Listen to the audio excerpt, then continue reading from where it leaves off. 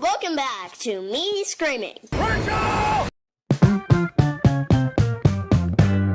How's it going, guys? Welcome back to Fibs Reacts. Now, right off the bat, I would just like to apologize because I know it's been a while. And the reason being is life can just be a bitch sometimes. But with all that being said, it's all good because I have a nice long one for you today.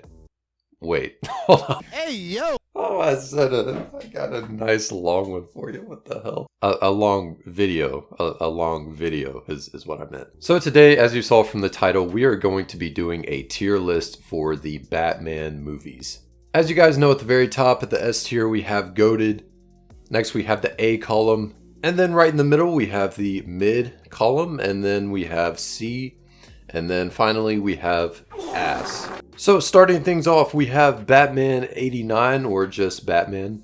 This is starring Michael Keaton and Jack Nicholson as the Joker. Now keep in mind, this was a big step for live action Batman. This was the first time we had seen a live action adaptation of Batman since Adam West. And what this movie did was it really kind of gave the world a new perspective on Batman. It kind of added a more serious tone to the character, whereas before he was more campy, kind of silly. And at the helm as director, we have Tim Burton, which I do think is a very interesting choice for a director for this movie. It's nothing against Tim Burton, but he does, definitely have his own style, and it's very dark, it's very gothic. So I do think that Michael Keaton is a good Batman, and he's also a good Bruce Wayne, and he does a good job on separating the two characters of Batman and Bruce Wayne. I know Jack Nicholson as the Joker is very, highly regarded among Batman fans. He's not exactly my favorite portrayal of the Joker, but I do think he does a good job. The movie as a whole, I mean, it's, I would say for the most part, it is, rewatchable. There are certain elements of it that, I'm not too crazy about. So with that being said, I think I will put Batman 89 I'll put it in the mid category. Next up, we have the sequel to Batman 89, which is Batman Returns. Now, this was actually a much darker movie than Batman 89, and not just darker as far as, overall tone or violence or anything, but there are also some very, adult themes in this movie. Just the pussy I've been looking for. Huh? And actually, as a result of this, there was a lot of pushback and a lot of negative reception, which led to, the distinct change in tone in the next movie, Batman Forever. But as far as Batman Returns, I mean, I think Michelle Pfeiffer is a great Catwoman. I think Danny DeVito as the Penguin is very bizarre, and honestly it does feel more like a Penguin movie than a Batman movie.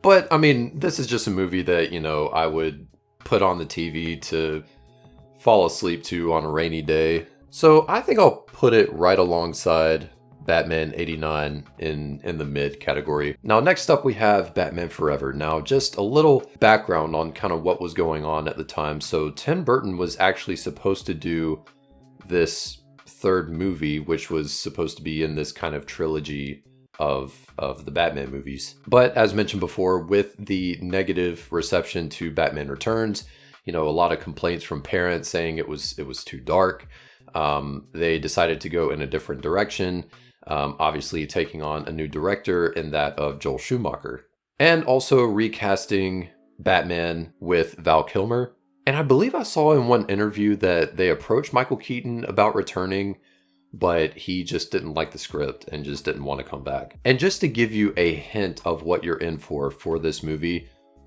this is the very first scene in the movie. Can I persuade you to take a sandwich with you, sir? I'll get drive-through.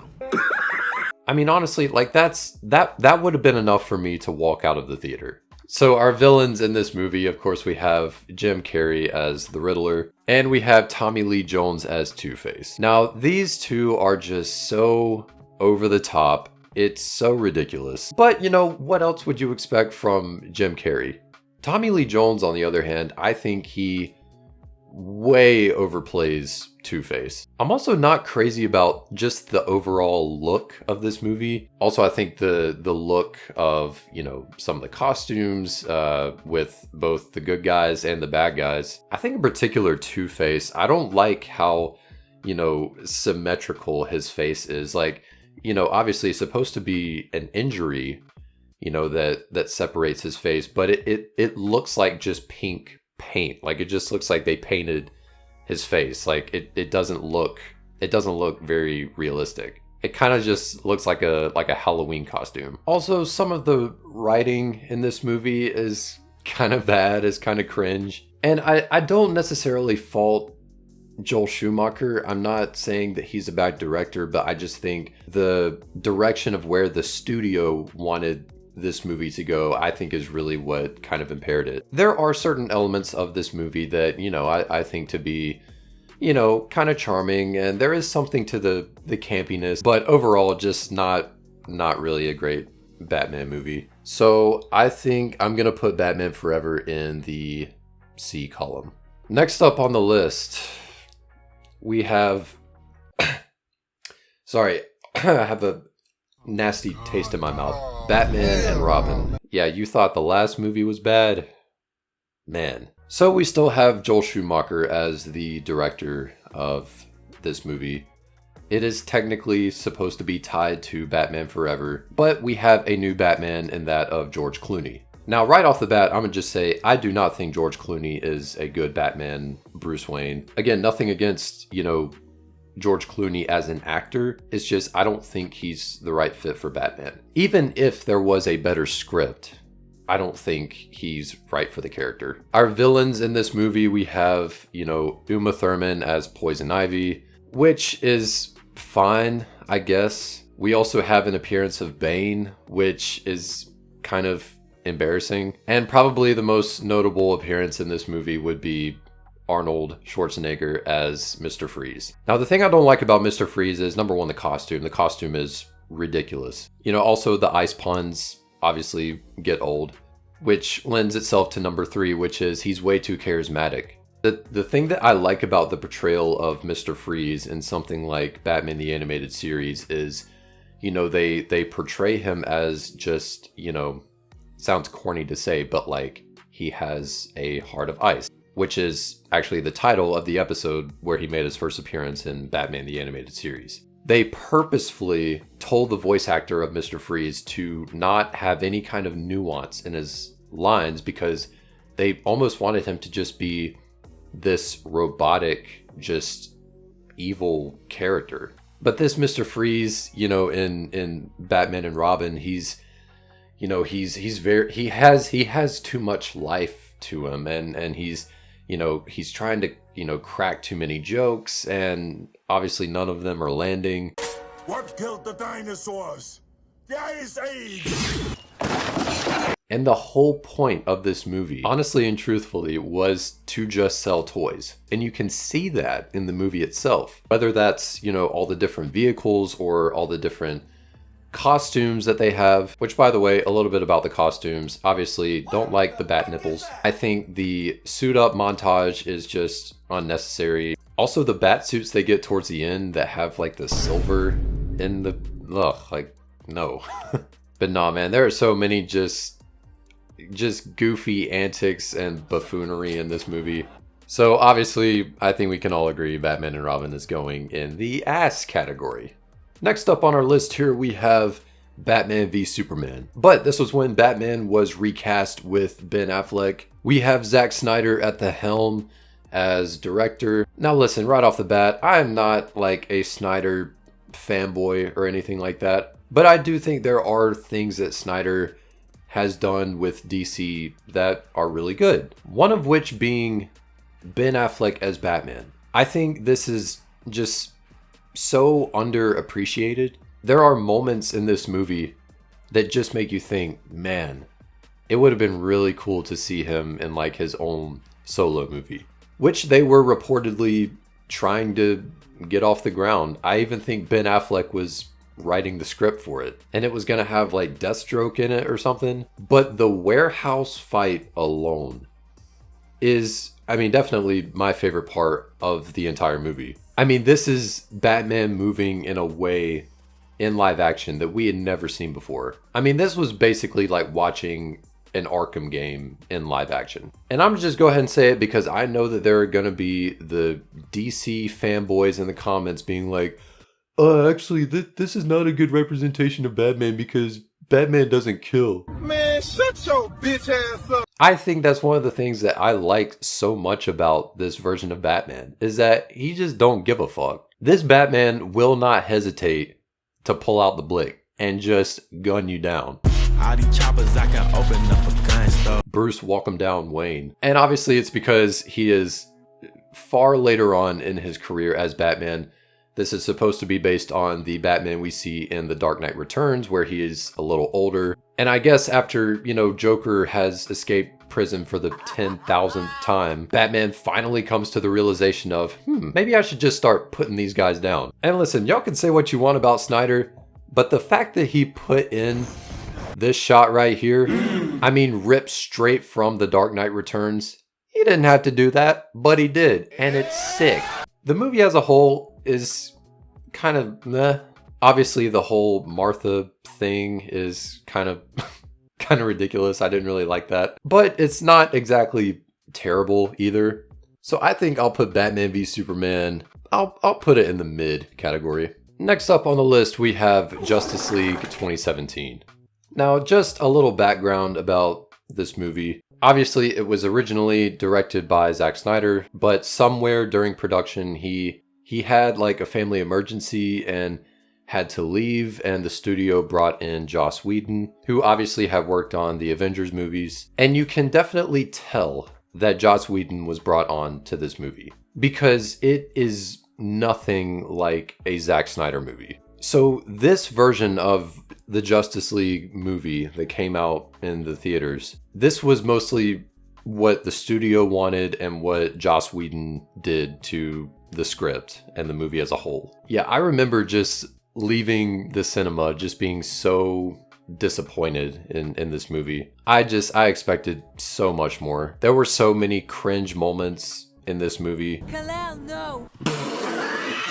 The color grading is just atrocious in this movie, not to get all film school on you here. Just not a lot to say about 2017's Justice League. So honestly, I'm gonna put that in the ass category. Next up, we have Zack Snyder's Justice League. So this is like the director's cut of Justice League. So basically a couple years after the original movie had come out, the studio allowed Snyder to come back and shoot his definitive version of, you know, what he was trying to make in the first place, which turned into a movie that is like 5 hours long. I mean, I remember watching this movie for the first time and just, I felt like I was in a trance. I mean, I felt like I was in a dream I was never gonna wake up from. This movie is so long, but not to say it's bad. It definitely has a better direction. The story kind of makes more sense. The action scenes do look a lot better. The color grading is better. Obviously, there is the black and white version of this movie. It's shot in a 4:3 ratio. Snyder just has his own vision. And the thing I appreciate about Snyder is that he knows exactly what he wants. Snyder knows the shots he wants. He knows the story he wants to tell. And his take on the Justice League, yeah, it's not for everybody, but what I think is cool is he makes them less like superheroes and more like gods. He has this really like mythological approach to these characters that I think just makes them, you know, really more larger than life. And I think that's what kind of adds to what makes this take of, you know, Justice League so fascinating. So the Snyder cut of Justice League, while it is a long movie, it is definitely a lot better than the 2017 version. And I honestly enjoyed it. So I think I'll be generous. I think I'll put it in the A column. Next up on the list, we have a pretty interesting one, and that is the Lego Batman movie. Now, my thoughts on this movie... I mean, it's alright, like, overrated as fuck, in my opinion. I mean, look, Will Arnett as Batman, I think is pretty hilarious at times, and there are some good bits in this movie. But overall, I mean, I guess I'm just not crazy about the style of animation of this movie. That kind of like stop motion, kind of style, I guess it's just not really for me. So for the Lego Batman movie, I think I'll put it in the mid category. And next up on the list, we are getting into the Chris Nolan Batman movies. Now again, this is a couple years following Batman and Robin. And a lot of people at this point were kind of like, another Batman movie? Like, come on. But they were like, no, like, we're going to bring in this director who was fairly unheard of, who had only worked on a few small indie movies at the time, and was like, we're going to give him a shot at doing Batman. Now, if you would just like to do a deep dive on the making of the Dark Knight trilogy, there is a really great documentary on YouTube, and I'll link it below, where they just go into the entire production of making these movies. It is incredible. So I think what makes these movies so good is that they took the right approach in not making a Batman movie. They wanted to make a Bruce Wayne movie with Batman in it. Obviously a lot more grounded. They wanted this to be a hero's journey. They wanted to have, a noticeable arc in his character. I think it is just beautifully shot, and, all the locations they went to, especially for Batman Begins, where they're like in Iceland, I think is where they filmed. Obviously having Liam Neeson in the movie is just incredible. Cillian Murphy as Scarecrow is just great. Michael Caine as Alfred. And some of the dialogue in this movie, bro, they were cooking. I mean, I'm not gonna kill you, but I don't have to save... Wait a minute. I'm not gonna kill you, but I don't have to save you. Fire! And also you bring in Hans Zimmer, the GOAT, for the soundtrack of these movies. I mean, bro, Nolan and Zimmer, that's the real dynamic duo right there. So Batman Begins, I mean, honestly, it's going in the GOAT category. I love that movie. Next up, we have the sequel, which is The Dark Knight. Obviously, this is where we get the iconic performance by the late Heath Ledger playing the Joker. Unfortunately, I can't talk too much about this movie as much as I would like to, just for the sake of this video. But The Dark Knight is, it's incredible. It touches on so many, important topics on just government and society and crime, and it's so well done. It's so well written. The action sequences in this movie are amazing, and I think probably one of my favorite scenes in this movie is, of course, the interrogation scene between Batman and Joker. Just made for so many iconic moments. So The Dark Knight, I mean, come on, man, like that's goated. Next up, we have the final movie in the trilogy of Nolan Batman movies, and that is The Dark Knight Rises. Now, I know that this one is not really thought highly of. A lot of people didn't seem to like The Dark Knight Rises as much as maybe the other movies in the trilogy. I mean, there's a lot to get into, but I do think, just seeing the aftermath of, the death of Harvey Dent, how Gotham now views Batman, and the entire, theme of like mob rule in this movie, I think is just really fascinating. And we have Bane as the main villain, and Tom Hardy, man, he just knocks it out of the park every single time. I know people think the voice is kind of over the top. I was wondering what was going to break first. Your spirit or your body? I love doing the Bane voice. And can we just talk about Catwoman in this movie? I mean, Anne Hathaway. I mean, had me barking like a dog, bruh. I mean, yeah, there ain't nothing like seeing a capable, beautiful woman. I mean, it's... Woo. But anyway, The Dark Knight Rises, I would say, okay, sure, I don't like it maybe as much as the other movies, but that's not to say it's a bad movie. And I do think it has a really cool ending, with, Batman dying, basically. But then, obviously, we see, Bruce Wayne getting to just live his life. So I'll put The Dark Knight Rises in the A column, just to say I don't like it as much as the other two movies in the Nolan trilogy. And finally, the last one we have on the list is our most recent adaptation of Batman, and that is in The Batman, directed by Matt Reeves with Robert Pattinson as the Dark Knight. And bro, let me tell you, the hype was real around this movie. I was so excited about this movie coming out. When those first couple trailers were released, I was like, bro, we are in for it with this one. And then I saw the movie was like 3 hours long. I was like, yo, what? And I was just hoping and praying that it was not going to be a disappointment. And it definitely wasn't. So starting off, I think the casting is amazing. Robert Pattinson definitely surprised me. I mean, when that casting was announced, I was like, wait, we're talking about the dude from Twilight? That guy? But no, like he delivered. We have Paul Dano as the Riddler, which I think this like Zodiac killer take on that character is just really, really interesting, and I think it was really cool. We have Colin Farrell as the Penguin. When that casting was announced, I was like, what? But then we saw him in the full makeup. And props to the prosthetics team on this movie, because it is incredible what they were able to do. And not only that, but Colin Farrell's portrayal as the Penguin. I mean, as great as all the other performances are in this movie, his takes the cake by far. And then obviously we got to see more of that in his TV show, which, by the way, if you've not watched the Penguin TV show, go watch it. We have, you know, Jeffrey Wright as Commissioner Gordon, which is great. I love the dynamic between him and Batman. And then finally we have Zoe Kravitz as Catwoman, and oh boy. When we first saw her in the movie, when she pulled up in Penguin's Club, I was like, oh man. Yeah, me and Batman were both thinking the same thing, bruh. And when she delivered this line, I told you, baby. I can take care of myself. oh man. I wanna tease you.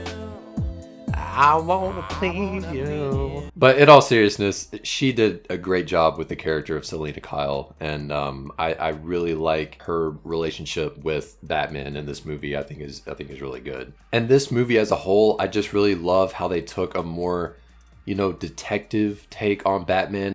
I mean, there are so many great moments in this movie, but I think towards the end when Batman like drops out of the ceiling of the stadium, I mean, bro. And this Batman be throwing hands, man. Damn. Especially there in the end when he injects himself with the damn Tren and just starts unloading on this guy. And we have Michael Giacchino with the score of this movie.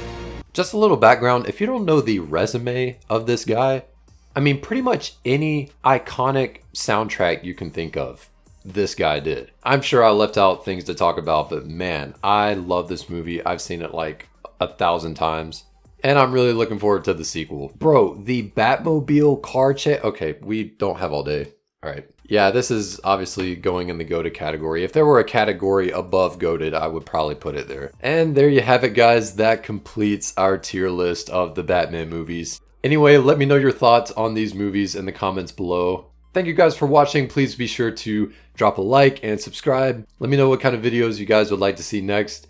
And as always, catch you later.